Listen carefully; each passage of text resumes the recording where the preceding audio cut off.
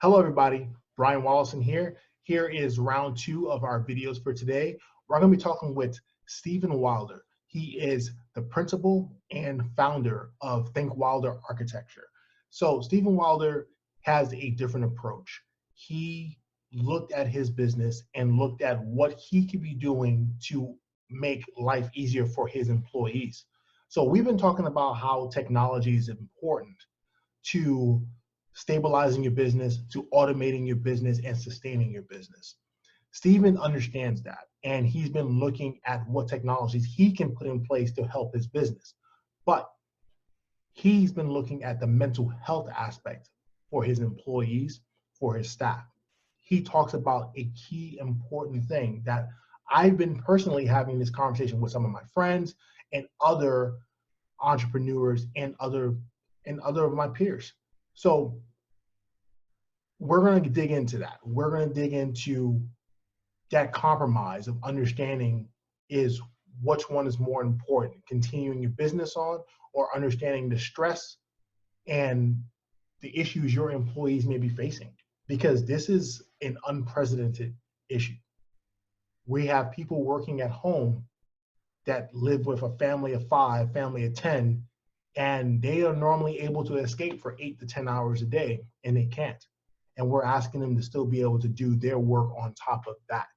So we're going to talk about that. We're going to talk about how this is an unprecedented issue, how this is something that we should take in mind as business owners, as leaders, as managers, even as friends and colleagues, about what our employees are doing, what our peers are doing, and how we can better assist them to be able to maintain their mental sanity throughout this.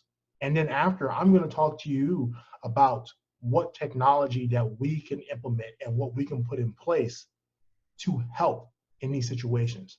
Because we want to talk about ease of access. You want to talk about ease of use, and putting in cloud software like Microsoft Teams, Microsoft 365, being able to put in productivity software, be able to use calendar booking software, be able to use video conferencing software, which allows you to keep track of tasks, allows you to keep track of projects, and allows you to still interact and stay face-to-face with your staff without being face-to-face. So without further ado, we're going to talk to Stephen, and then we're going to follow up, and we're going to hash this out and figure out what we can do as leaders and entrepreneurs to continue to grow our businesses and, again, maintain the sanity of all our workers, employees, friends, and our families, because we're working in the same house with them. All right, let's get at it. How you doing today? I'm good. Loving You, that. Thank you. I've been playing around with with some looks, man, with the video conference stuff. Right. Not able to get a haircut, so it looks crazy over here.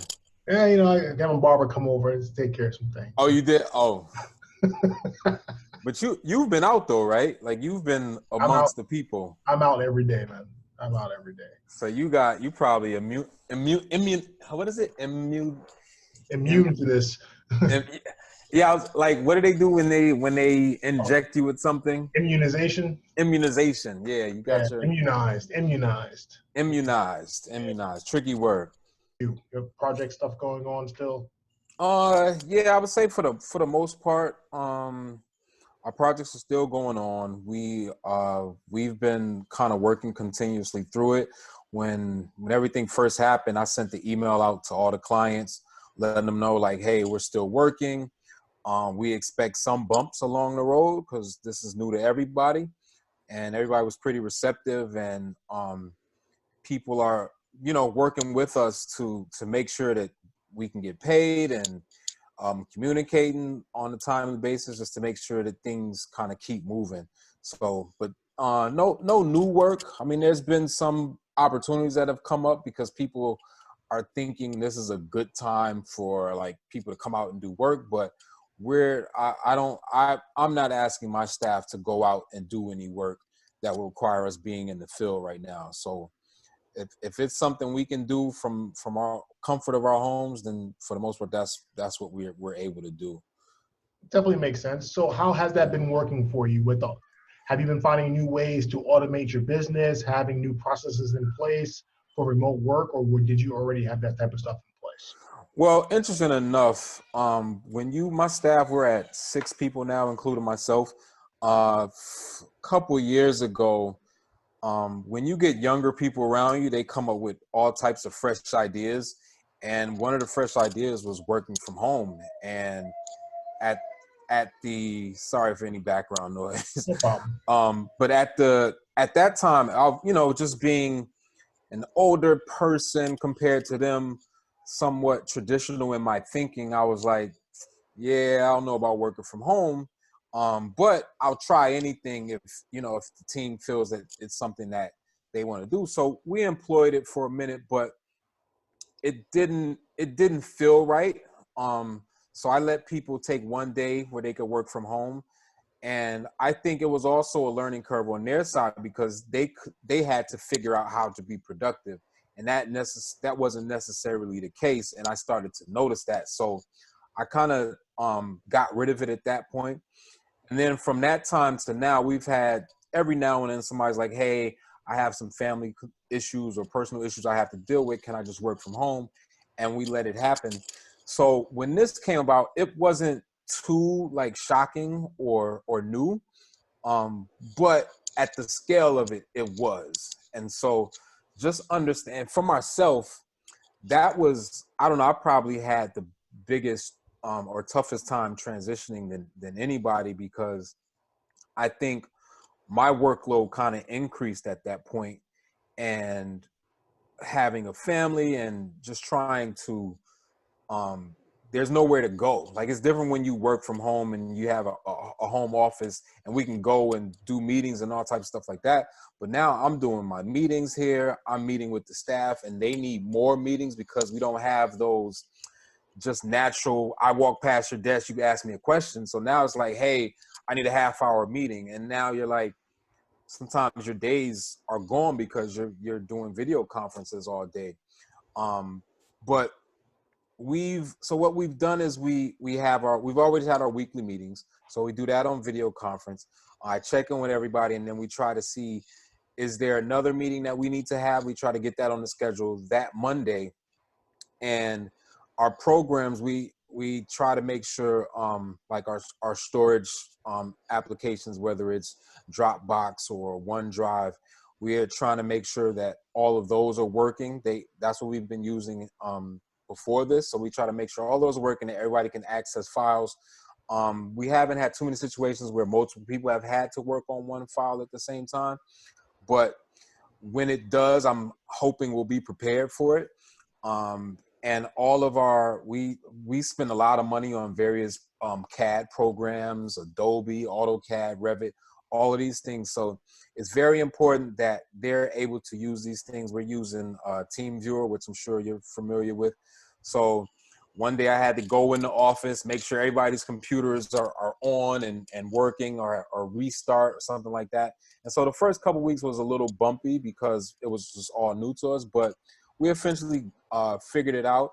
The only other issue is that one or two people, they're in areas where their cable has been going out, or their internet connection. Optimum has been having some issues. Verizon has been having some issues. So the internet will be down for 1 or 2 days. And that's kind of slowed productivity at times, or it's been in and out, which also is probably more annoying than just being out. You rather it just be out and come back rather than go in and out.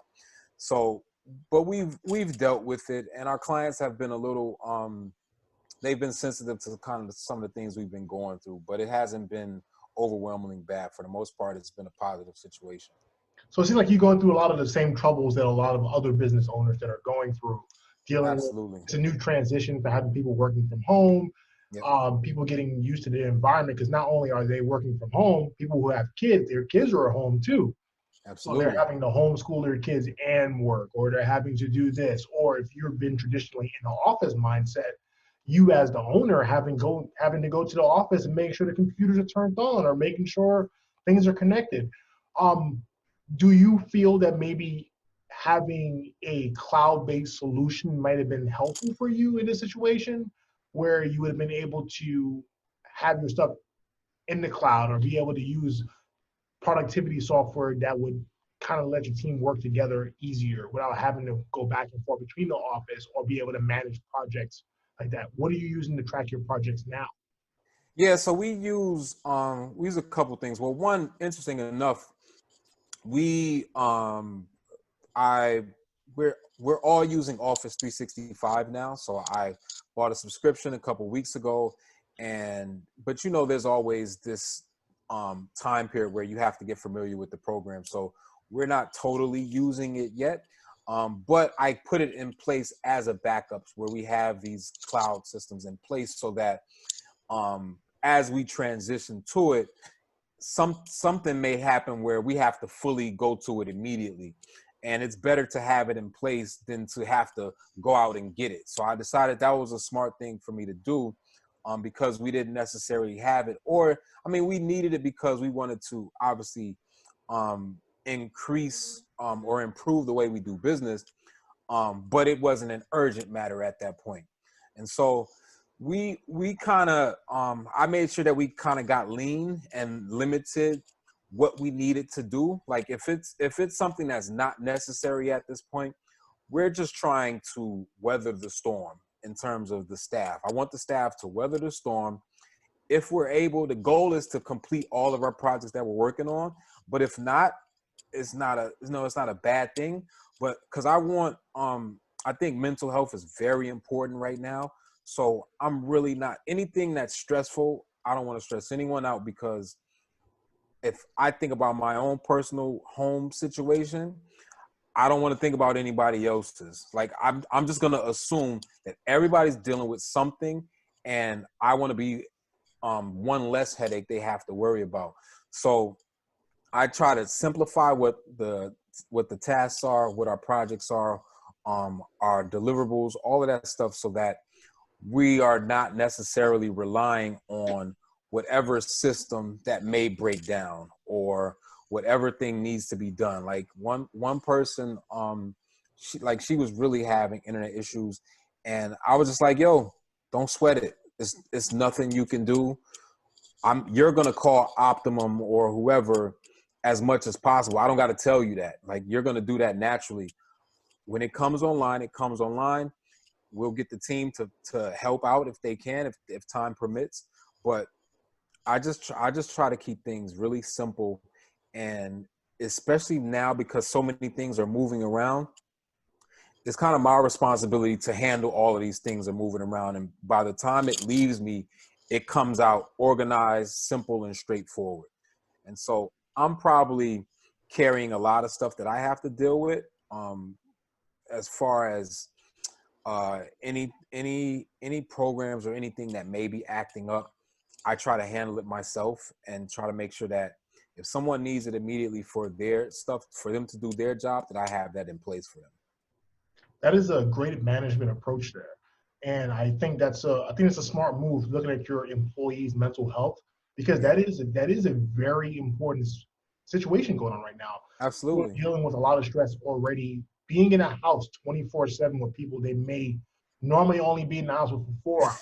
So Yeah, it's yeah. it's a learning curve in so many different aspects. Oh yeah, And absolutely. the stress of a job on top of the stress of family issues, people living with relatives, people living with all different things like that, can be overwhelming. I know people myself who are at home with their family, mother, sister, father, uncles, Yeah, all in one house, and it's a storm. yeah, yeah. And the last thing they want to worry about is work. So, and that's a great approach there, as coming as a business owner, as a manager, as a leader. So I would definitely commend you on that, is Thank you. for actually being wise enough to actually acknowledge that. Yeah, So going into this, coming into COVID, knowing that we kind of seen this playing out for like maybe the weeks before we stopped actually going into the field, yeah. what steps were you doing at that point to set yourself up for success? Okay, so the first thing, and I remember having a few meetings prior to, and nobody.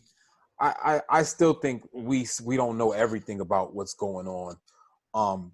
But then we really had no clue. Like, people didn't know how you caught it or what were the symptoms. we were still figuring it out. So I remember having meetings, and I was with a government official, and I remember we dapped up with our elbows. We was like, I'm not touching you or anything like that. But during that time, or these meetings I was having, we were trying to understand, like, all right, we have construction sites. We have weekly construction meetings. We have various deliverables that have deadlines. We have planning board meeting deadlines with the city, where you're having this date couple months off that you're going to have to present, and you have to work towards that. So the first thing was to do was, all right, what are our realistic deadlines and timelines? Because that's the first thing you kind of have to understand, so you can know, do you need to push harder, or does that date need to be moved back? And so we kind of just start there, and then we figure out, all right, which projects are going to be affected, which clients are potentially going to have to close down business. And that was something that was really important, because everybody wasn't necessarily being transparent, because nobody wants to say, yeah, I'm shutting down, especially immediately. Like you and I, we know somebody that was like, yeah, we're going to end it. But most people were really trying to fight, or they wanted to give the perception that they were going to fight for whatever reason. So I needed to personally assess no matter what they told me, all right, is this client going to still be able to pay us, or will we be working on that project and not getting paid? Because now I need to focus on those projects that are specifically going to give me a return on whatever we put in. And so some clients were pretty smart, and they came out the gate saying, yo, we're having this closing. We need these drawings by this date. Let's do it. Some people say, hey, our closing is getting pushed back. We're not even going to try to rush to make this thing happen. And that kind of helped me, instead of kind of being the aggressor, I could react to all of this information. Obviously, I kind of posted, I tried to get that information from them. But once I kind of understood where we were at, in our weekly meetings, we go over every project. We go over everyone's workload. People are working 2 to 8 projects, depending on the type of projects and who that person is. And so we just sort of put them on the table and say, hey, this one is priority. This one can wait. We want you to finish with this one in this time span, so that you can focus on this, because by that time, so there's a lot of planning that kind of goes into it. And then obviously there's certain programs that I only pay for when I need it. Like, I don't carry the subscription all year. So like rendering programs, we don't always do renderings, but I know, like, hey, we have planning boards coming up, or our planning boards have been postponed. We don't need to render anytime soon, so we don't have to worry about that. So right now we're really only using 3 programs, or let's say we're using Outlook for emails, we're using Revit to do our draft work, and we're using Slack, which we communicate with our phone, and that's been helpful because the internet has been going out on people, and Slack we've been able to actually use that. And Adobe, I'm using a lot of Adobe because I'm marking up drawings. So that's pretty much it. And like I said, becoming lean and simplifying what everybody's roles and tasks are, that's allowed us to just kind of be more productive and effective. And then also, we have to have that trust and understanding from our clients that we can't provide you all of the services that we used to provide. We can't do site visits. I can't come look at certain things. And I'm not going to ask my staff to do that either. But if it's anything else, we can work around it. Hey, have you been to the site? Send me all the pictures you have. I'll get whatever information I can. Do you have any structural reports in the past that I can understand the condition of the structural stability of this building without having to see it? At least that way I get a little bit of a feel versus being able to actually go there. So this is using what you have to the best of its ability. And that's a good point. Yeah, I like how you said that communication, and having that trust between you and your clients, and understanding what's going on to be able to plan that. And like we said, we both know, we both know people who decided they just wanted to stop, or maybe not even been 100% as transparent about it as possible. Absolutely. And being able to communicate to your clients and having your clients communicate to you, they're saying, hey, this is what we're going to be doing. We may not be coming out to the field as much, or we may be doing this instead of that. Yeah. Having that open and honest communication is great. And then the other thing which you hit on, is what I've been preaching in these last few interviews that I've been having, is about taking that step back and being able to identify what's going on in your business, what's needed, what's not needed, and being able to see whatever cracks that can be fixed, and setting yourself up for the success you're going to have after COVID passes. Because this is going to end. This is not forever. We're going to come out of this. We're going to be operating a business maybe a little bit differently, and we're going to be stronger for it. But the action that you do now is what is going to determine what you're going to look like once you come out of this. Yes, absolutely. And I'm not sure if you're one of the fortunate ones who received the Paycheck Protection Program or received any of the payments or grants like that. But based on the conversation that we're having, it sounds like you put yourself in a place prior and throughout to make sure that you're able to sustain your organization. And that's a good way to be. So what advice would you have to current business owners and potential entrepreneurs on what they should be doing during crises, or how they should be able to communicate with their staff and their clients? Well, the first thing is, like I've been seeing, we're spending so much time on social media now because we can't go anywhere, and we're reading articles and we're doing all these things trying to keep our minds stimulated. And sometimes it might even be overload. You might just be reading too much stuff in a day sometimes. But something I've been seeing out there is everyone giving their opinions on what someone should be doing, or what's helpful, and how much work, what they get accomplished. And the one thing that, even in our own journey and with dealing with our own stuff, we forget that there are people that are way less fortunate. And not only do we forget that there are people that are way less fortunate, we forget what that looks like. Like there are people that they literally have lost their businesses. There are people that are in situations in their home where they may not have lost their businesses, but like you said earlier, they have extended family that live with them. They can't do any work. Or restaurant owners, barbershop owners, like all of these businesses where you have to touch people. Like somebody could have a small flower shop and they just can't go into. So you have to kind of cater this response so that everyone knows, like, listen, this is very general. It's no way I can think about everybody and what everyone's issue is. But I will say from a general standpoint, I'm a positive person, and to back up being positive, I try to come up with solutions that sort of give me a reason to be positive, and also keep me motivated and actively like working to make sure that I can reach whatever goals that I'm setting. So one thing is, like you said, this thing is going to end automatically. That's a positive outlook, because somebody can easily say, yo, this is never going to end. Like, we're not going back to work till May. I mean, not May, but till August or September. Okay, if it's September, figure out what you can do in that time. Like, what if your business has to close, what do you do after it closes? So the first thing is figure out your finances, whether you're still open or not. Figure out your finances. How much do you have? How much do you need? Who can you talk to eliminate whatever bills you have?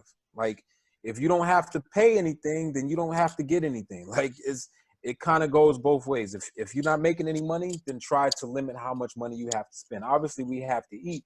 So figure out what your budget is for 2 weeks, 4 weeks, 2 months, whatever it is.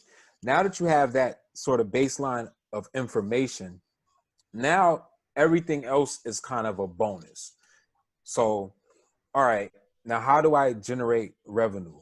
Am I still in business? What do I, like, if you have a project, that is paying, all right, I need to finish that project as fast as possible so that I can get paid from that.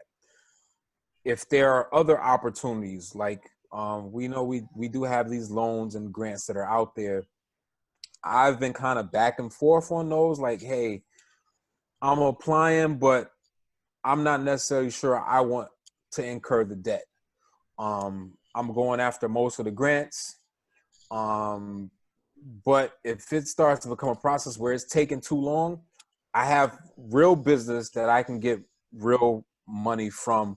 Let me focus on that and get that, because from what I'm hearing, most people aren't getting any of this money, even when they apply for it. So now I've wasted half hour, an hour doing this application, and I'm not getting anything from it. So I'm staying active on the things that I know, at least from what I've been told or what I understand, are going to pay me. Now, for people that may be trying to sort of come out of this, I was driving around yesterday, actually, because I had to run to the office and pick up some things, and I'm just looking, and I see everyone has signs on their windows. All of these businesses have signs on their windows. So the first thing came to mind is like, wow, real estate is going to be very interesting when this is over. How does that affect me? What can I do to benefit from that? Or what can I do to kind of serve people that may need help, or so I know I have to relocate at the end of the year. So I've been looking for spaces whether to buy or to rent. Now that I may benefit from this situation. And that's kind of how I started to look at it. Like, okay, if businesses are closing, yes, we of course we don't want that to happen to anybody, but there's going to be some sort of turnover in some kind of way. How is it an opportunity for you? How is it an opportunity for you?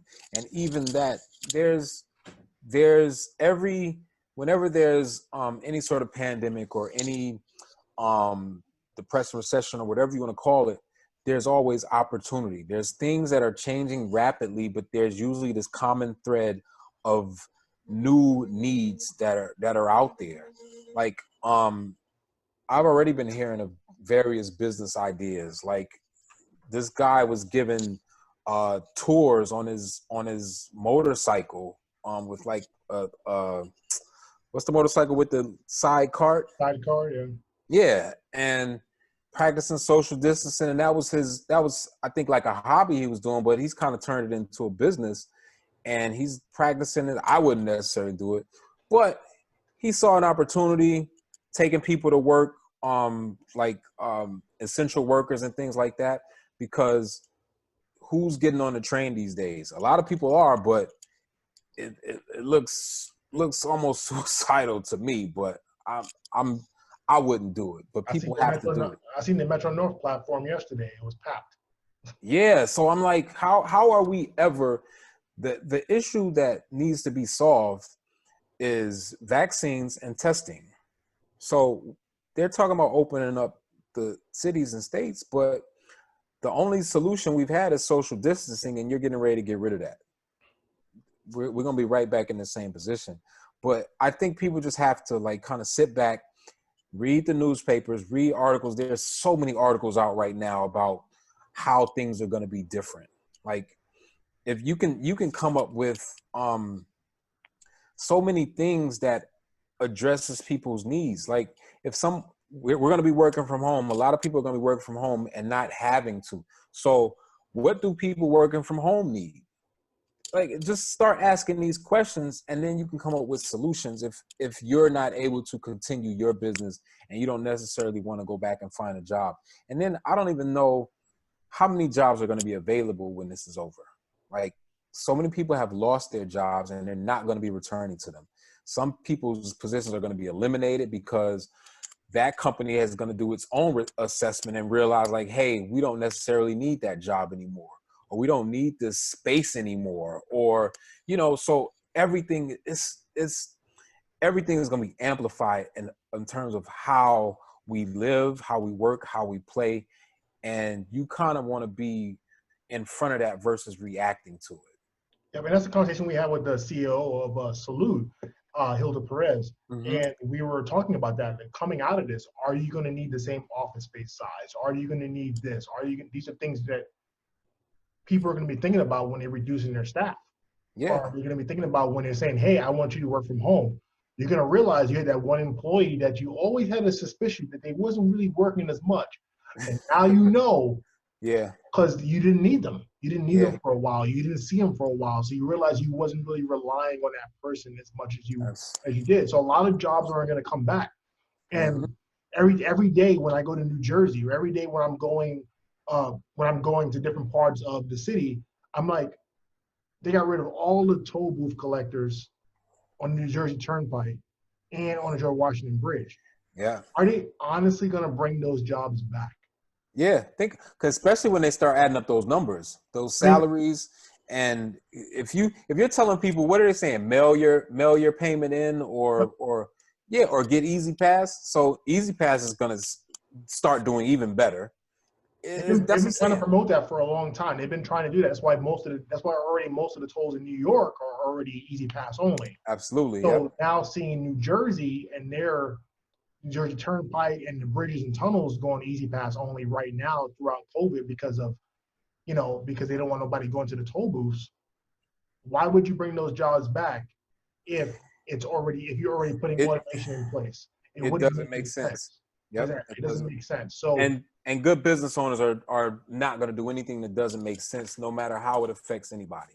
exactly. Do you honestly need your administrative assistant to come to the office every day Mm-hmm. if if you don't really interact with them? The only thing that person does is answer your main phone, and you're using technology like voice over IP where that can be forwarded to somebody's cell phone, or they can actually have a phone at home.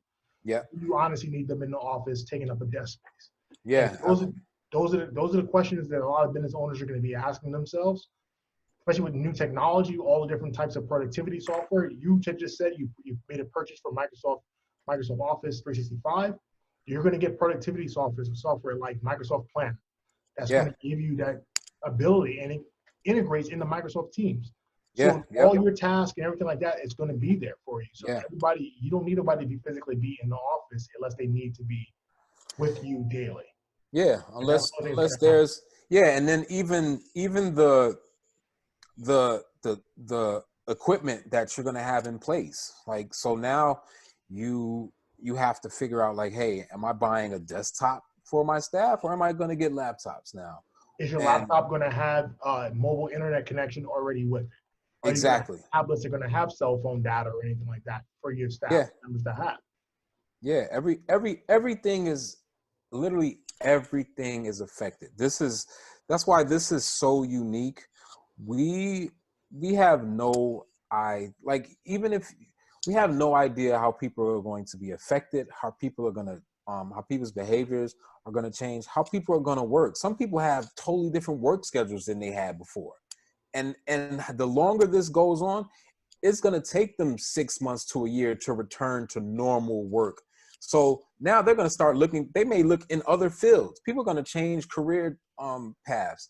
So it's going to be very interesting how we kind of all pivot from this. Yeah. And like even now, the one thing that people are kind of ignoring or they're talking around it and not necessarily putting a name on it, but our time to work is limited now. Like our days, you because of whatever your home situation is and everyone else's, your work day may have gone from 5 hours of being productive to maybe 3 hours, unless you figure out like, hey, I'm gonna work when people go to sleep. Or so now all of this work-life balance things are being kind of shifted. And you have to figure out what tools do I need to remain productive in this time. Yeah, I mean, you're definitely right. I mean, you think about it. When you're working from home, people think, oh, well, they're at home. I mean, I can call them, or that Yeah. means I can do this. No, it's still a work No, day. It's still still a, it's it's still a work day. it's still a work day. Like I'm not going to be able to sit on the phone with you for 6 hours and talk. Mm-hmm. Just Mm-hmm. it's not going to happen. But then I'm looking at my dog. My dog gets tired of seeing me every day. Now my dog thinks we get to go outside more. and wants to bother me more. So it's just kind of like that productivity. Yeah, that productivity window goes down from 5 to 6 hours all the way down to 2 hours of Yeah, actual solid work. of actual solid work. Yep. And then your mind automatically has things like, oh, you know what? Maybe I should prep something for dinner, or maybe I should do this. Yeah. All these other things come to your mind. So it's just kind of And like how you build that situation for yourself. And if we talk about how you can make that solid work environment, it doesn't work for everybody because some people do live with people, but you have to find a way to build a schedule and make a solid work environment for yourself.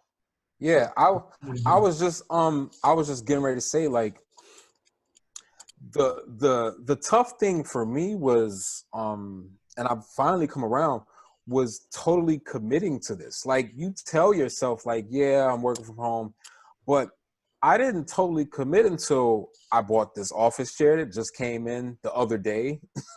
Like, I set up a real table to do work.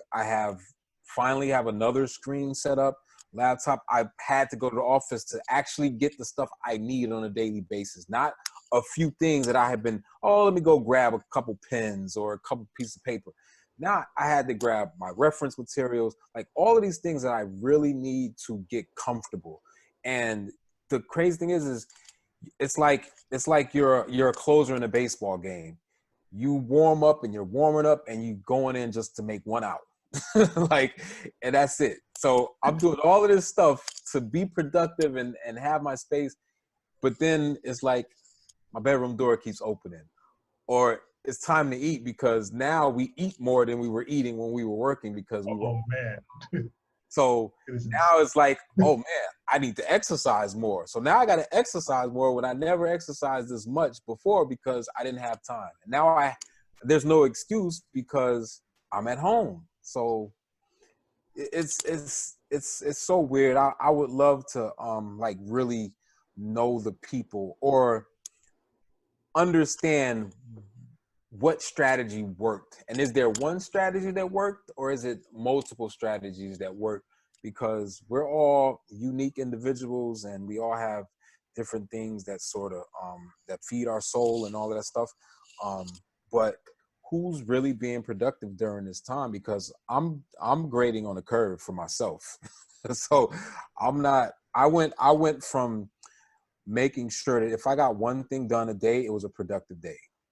And once I get comfortable with that, then I'll go to, hey, if I get 3 things done in a day, then that's good.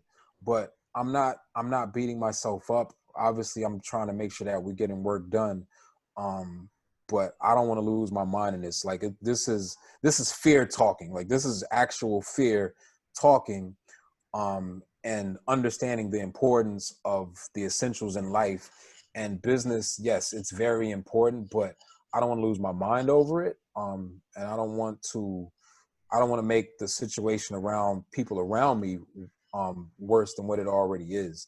So it's a tough kind of scale you have to balance. No, you're definitely right. I mean, it's just kind of like something Governor Cuomo said the other day, but you're not dead. It's like, which way, it's this or death. You don't want to Exactly. lose your mind in your house. And that's No. the one thing you want to do. And that's the thing right now, I'm just checking off boxes.